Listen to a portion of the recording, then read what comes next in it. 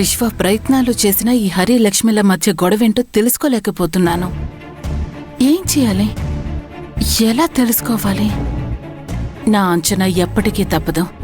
ఇద్దరి మధ్య ఏదో గొడవ ఉందని అర్థం అవుతుంది. లేదంటే ఎప్పుడూ కొంగును కట్టేసుకునే లక్ష్మి ఇప్పుడు హరిమోహన్ చూడ్డానికి కూడా ఇష్టపడట్లేదనిపిస్తోంది. ఏం జరిగిందో తెలుసుకోవాలి. తమ్ముణ్ణి, తమ్ముడి భార్యని విడగొడితేనే నాకు మనశ్శాంతి.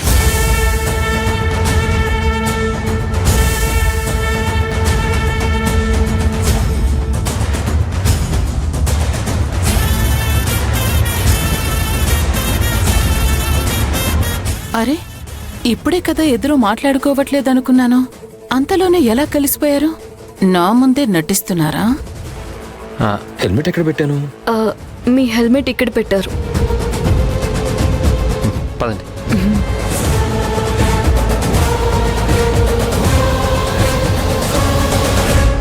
ఆహాహా, లోపల ఎన్ని గొడవలున్నా అసలేం తెలియనట్టు ఎంత బాగా నటిస్తున్నావే.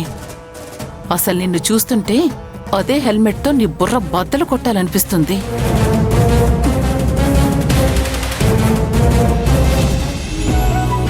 ఉంటా. ఏమండి, వెళ్దాం రండి. పద. ఏంటో టూర్ కబుర్లు తొందరగానే అయిపోయాయి. ఇంకో 2-3 గంటలు అవ్వచ్చని అనుకున్నాను. త్వరగా వచ్చేసావే. మీ ఫ్రెండ్స్ తో ఆడే గేమ్స్ కంటే నా ఫ్రెండ్ తో మాట్లాడే టైము తక్కువేలండి. ఓవర్ చేయకుండా పదండి ముందు. ఏదో ఒక రోజు అదే గేమ్ లో రాజునై చూపిస్తాను. అప్పుడు తెలుస్తుంది నా వాల్యూ.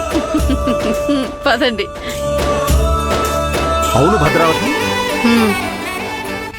ఇంతకీ నీ ఫ్రెండ్ శారద ఏమంది?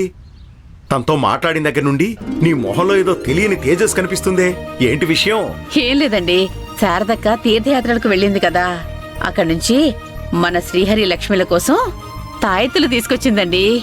సంధ్య వేళలో వాళ్ళిద్దరికీ కడితే వాళ్ళెప్పటికీ పాలు నీళ్లలా కలిసే ఉంటారని చెప్పింది. అంతేకాదండి, సంవత్సరం తిరిగేలోగా మీరు నేను తాతయ్య నానమ్మలు అవుతామని కూడా చెప్పారంట.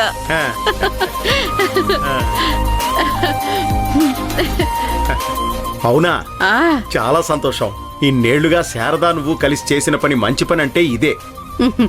ఇంటికెళ్ళగానే ఇద్దరికీ కట్టించు. అయ్యో, వీటినంత తేలిగ్గా కట్టించకూడదండి. ఎప్పుడంటే అప్పుడు అసలే కట్టకూడదంట.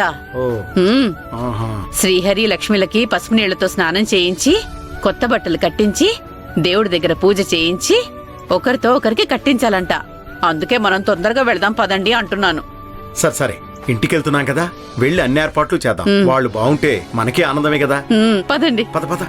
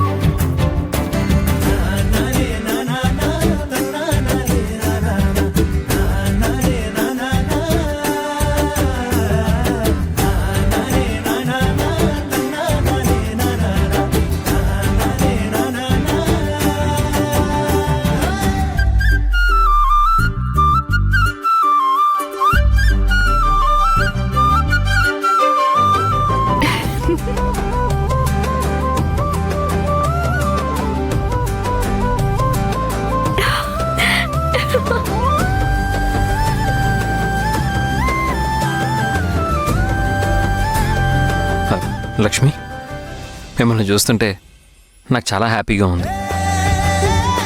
చూసారా, మీరు ఇలా స్మైల్ చేస్తూ ఉంటే మీ మొహం ఎంత బాగుందో తెలుసా? మీరు ఇలా నవ్వాలని ఎంత కష్టపడ్డానో తెలుసా? ప్లీజ్ లక్ష్మి, లైఫ్లో ఎలాంటి ప్రాబ్లం వచ్చినా మీరెప్పుడూ నవ్వుతూ ఆనందంగా ఉండాలి. మీకు తెలియదండి, ఈ నవ్వు ఆనందం అన్నీ ఒక అబద్ధపు బుడగ మీద ఉన్నాయి. ఒక చిన్న రవ్వ తగిలినా ఆ బుడగ పగిలిపోతుంది.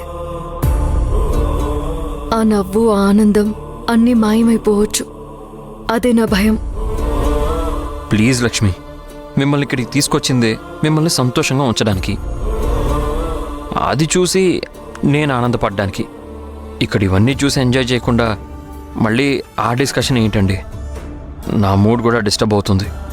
తప్పదండి, ఆ ఆలోచనలు నా మైండ్లో నుంచి వెళ్ళనంటున్నాయి. ఈ భారం నేను మోయలేనేమో అనిపిస్తుంది. అందుకే వీలైనంత తొందరలో ఈ భారం దించుకోవాలి అనుకుంటున్నాను. తెలుసు లక్ష్మి, నాకు కూడా నీకంటే బాధగా ఉంది. నేను కూడా భారం దించుకోవాలనుకుంటున్నాను. కానీ ఈ నిజం ఎప్పుడు చెప్పాలో ఎలా చెప్పాలో ఆలోచించాలి. లక్ష్మి, దయచేసి ఈ కాసేపైనా ఈ నిజం అబద్ధం అనే వాటి నుంచి బయటికి రండి.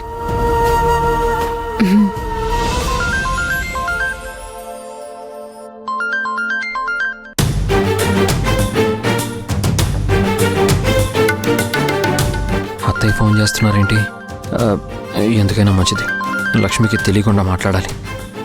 లక్ష్మి, మీరు చూస్తూ ఉండండి, నాకు ఇంపార్టెంట్ కాల్ వచ్చింది, మాట్లాడొస్తాను.